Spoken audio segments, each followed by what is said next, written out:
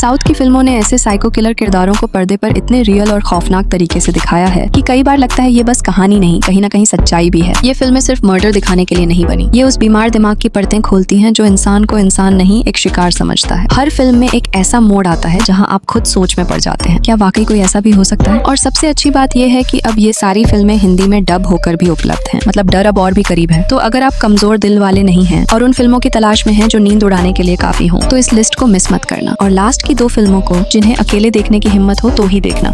अगर आप अपने परिवार को बचाने के लिए किसी वीरान जगह में शरण लें और वही जगह बन जाए आपकी मौत का अड्डा, तो सोचिए वो रात कैसी होगी। एक पति पत्नी अपने 2 छोटे बच्चों के साथ एक सुनसान टूटे फूटे चर्च में रात गुजारने आते हैं। पत्नी गर्भवती है और मौसम बेकाबू, लेकिन जो दिख रहा है वो पूरा सच नहीं। उस चर्च में कोई और भी है, कोई जो शांति नहीं शिकार चाहता है। जैसे जैसे रात गहराती है उस जगह की असलियत खुलने लगती है। हर कमरे में सन्नाटा चीख रहा है और हर कोने से लगता है कोई घूर रहा है। एक सीरियल किलर उस इलाके में सालों से छिपा है और इस परिवार की एंट्री उसके खेल की नई शुरुआत बनती है। गर्भवती महिला की हिम्मत और माँ की शक्ति उस रात क्या कर पाएगी? क्या वो अकेली उस पागल हत्यारे से अपने बच्चों को बचा पाएगी? अगर आपको सर्वाइवल थ्रिलर्स पसंद हैं जहाँ एक महिला अकेले मौत से लड़ती है, बच्चों को बचाती है और सस्पेंस हर पल सांस रोक लेती है, तो ये फिल्म आपको जरूर देखनी चाहिए। इस इंटेंस साइको सर्वाइवल थ्रिलर का नाम है पैलिमानी। IMDb रेटिंग है लगभग 6 की और अवेलेबल है Amazon प्राइम वीडियो पर। एक के बाद एक डॉक्टर मारे जा रहे हैं, सबके चेहरे पर सिर्फ एक निशान, एसिड का। कातिल कौन है और क्यों बना है ये मौत का खेल, उसका जुनून। ये कहानी है एक बेहद चालाक और हिंसक साइको किलर की, जो खास तौर पर डॉक्टर्स को अपना निशाना बना रहा है। हर मर्डर के बाद सिर्फ एक चीज मिलती है, चेहरों पर जलने का खौफनाक निशान। जब केस हाथ से निकलने लगता है तब एक सख्त पुलिस अफसर इसे सुलझाने मैदान में उतरता है। हर नई लाश के साथ कहानी और उलझती जाती है। किसी को भी नहीं पता कि कातिल किससे, कब और कैसे मारेगा। पुलिस को मिलते हैं कुछ अजीब सुराग, एसिड के निशान, अधूरी मेडिकल रिपोर्ट्स और एक छिपी हुई मानसिक बीमारी की कहानी। जैसे जैसे जांच आगे बढ़ती है, शक अपने ही सिस्टम पर होने लगता है। अगर आपको ऐसी फिल्में पसंद हैं जहां एक के बाद एक कत्ल होते हैं, क्लूज अजीब होते हैं, तो इस इंटेंस साइकोलॉजिकल क्राइम थ्रिलर को जरूर देखें जिसका नाम है मारिची। अवेलेबल है Amazon प्राइम वीडियो पर।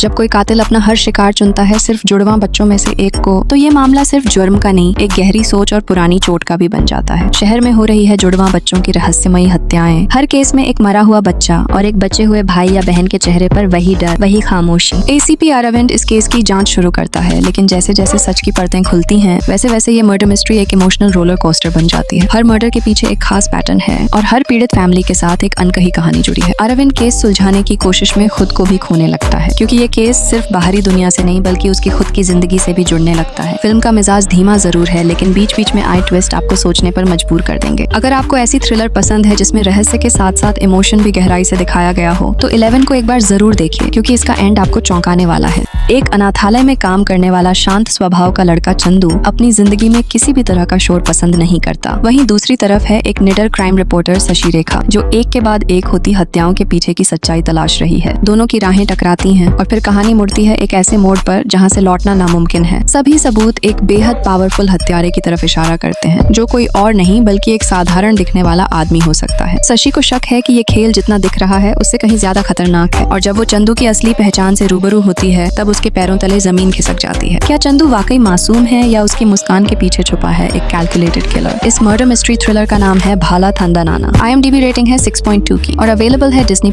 हॉटस्टार पर। जब एक तूफानी रात में 3 लोग एक सुनसान हवेली में फंस जाएं और तभी किसी तहखाने से एक लाश मिल जाए, तो सवाल सिर्फ ये नहीं होता कि कातिल कौन है, सवाल ये होता है किस पर भरोसा किया जाए। एक युवा कपल एलेक्स और अर्चना एक वीकेंड ट्रिप पर हैं। रास्ते में उनकी कार खराब हो जाती है और बारिश के बीच उन्हें शरण मिलती है एक अजनबी के घर में, लेकिन उस घर की दीवारों के पीछे कुछ छुपा है और वो सिर्फ रहस्य नहीं, एक खौफनाक सच भी है। जैसे जैसे रात गहराती है उस घर में तीनों के बीच बातचीत तीखी बहसों में बदल जाती है। एलेक्स, जो एक मर्डर मिस्ट्री उपन्यास लिख चुका है, अचानक खुद ही शक के घेरे में आ जाता है। वहीं उन्नी, जो पहली बार मिला है, कुछ ज्यादा ही शांत और रहस्यमय लगता है। और तभी तहखाने में मिलती है एक लाश और कहानी बन जाती है एक गेम। 3 लोग, एक हत्या और हर कोई कातिल हो सकता है। क्या उनमें से सच में कोई सीरियल किलर है? क्या एलेक्स ने अपनी ही किताब को असलियत बना दिया है? जानने के लिए आपको इस मलयालम सस्पेंस थ्रिलर को देखना होगा जिसका नाम है आई रोल। IMDb रेटिंग है 6.2 की। एक गांव, कुछ अजीब लोग और एक के बाद एक बुजुर्गों की रहस्यमयी हत्याएं। हर मर्डर के बाद उनके मुंह में एक केला। सभी की नजरें एक ही नाम पर, एक पागल और अजीब इंसान जो सबको चिढ़ा चिढ़ाता है, सब पर शक करता है, लेकिन खुद पर नहीं। अब ये कहानी बनती है एक रहस्यमयी सफर जो एक बस की सीट से शुरू होकर इंसान की सोच तक जाती है। जब गांव के लोग एक रात की यात्रा पर निकलते हैं तब उनके साथ एक अजीब सी डरावनी कॉमेडी भी सफर पर निकल पड़ती है। हर किरदार अपनी अलग दुनिया में खोया हुआ, लेकिन एक चीज सबको जोड़ती है, एक सीरियल किलर जो हंसी और हत्याओं के बीच बैलेंस बनाए रखता है। जैसे जैसे सफर आगे बढ़ता है, रहस्य गहराता है और सच्चाई आपकी हंसी में छुप जाती है। अगर आप डार्क कॉमेडी, विलेज सेटिंग और अनप्रेडिक्टेबल स्टोरी टेलिंग के फैन हैं, तो इस फिल्म को बिल्कुल मिस मत करिए। मूवी का नाम है मारा नमाज और IMDb रेटिंग है 7 की।